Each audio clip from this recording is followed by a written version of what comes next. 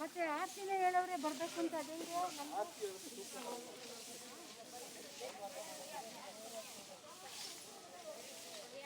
ಪರ್ಕೆನ ಲಕ್ಷ್ಮಿ ಅಂತಾರೆ, ಯಾಕೆ ಹೇಳಿ?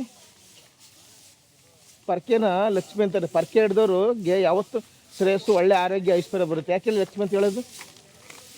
ಆ ಪರ್ಕೆ ಅನ್ನೋದು ಭೂಮಿ ತಾಯಿನ ಸ್ವಚ್ಛ ಮಾಡುತ್ತೆ, ಅದಕ್ಕೆ ಪರ್ಕೆ ಲಕ್ಷ್ಮಿ ಅಂತ ಹೇಳೋದು. ಭೂಮಿ ತಾಯಿ ಅನ್ನೋದು ದೇವ್ರ ಅನ್ನ ಕೊಡುತ್ತೆ. ಅನ್ನ ಕೊಡೋ ತಾಯಿನ ಈ ಪರ್ಕೆಯಿಂದ ಸ್ವಚ್ಛ ಮಾಡುತ್ತೆ. ಮುಕ್ಕಣ್ಣೇಶ್ವರ ತೆಂಗಿನ ಮರದ್ದು. ಆ ಪರ್ಕೆ ಹಿಡ್ದು ಕೆಲಸ ಮಾಡಿದವ್ರಿಗೆ ಯಾವತ್ತೂ ಯಾವುದು ಕಾಯಿಲೆ ಬರಲ್ಲ. ಅದು ಇತಿಹಾಸದಲ್ಲಿರೋದು. ನಮ್ಮ ಚಂದ್ರಮ್ಮನವ್ರು ನೋಡಿ ಫುಲ್ ಎದ್ದಾಳಾಗಿ ಇವತ್ತು ಬಂದು ಕಾರ್ಯಕ್ರಮಕ್ಕೆ. ಇಲ್ಲ, ಇದು ಸ್ವಚ್ಛ ಭಾರತ್ ಮಾನ ಕಳಿಯುವಂಥದ್ದಲ್ಲ. ಪ್ರಧಾನಮಂತ್ರಿಯವರೇ ಕಸ ಗುಡಿಸುವಾಗ ನಾವ್ಯಾವ್ದು ಮಾನ ಕಳಿಯೋದು? ನಮ್ಮ ದೇಶದ ನಮ್ಮನೆ ಕಸ ನಾವು ಗುಡಿಸೋದಕ್ಕೆ ಹಂಚ್ಕೊಂಡ್ರೆ ಆಗುತ್ತೆ. ಹಂಚ್ಕೊಂಡ್ರೆ ಯಾವತ್ತೂ ನಾವು ಲೈಫಲ್ಲಿ ಮುಂದೆ ಬರೋಕ್ಕಾಗಲ್ಲ. ನಮ್ಮನ್ನು ನೋಡಿ ಬೇರೆಯವ್ರು ಕಲ್ತ್ಕೋಬೇಕು, ಬೇರೆಯವ್ರಿಗೆ ಹಂಚ್ಕೊಂಡು ಬದುಕಬಾರ್ದು.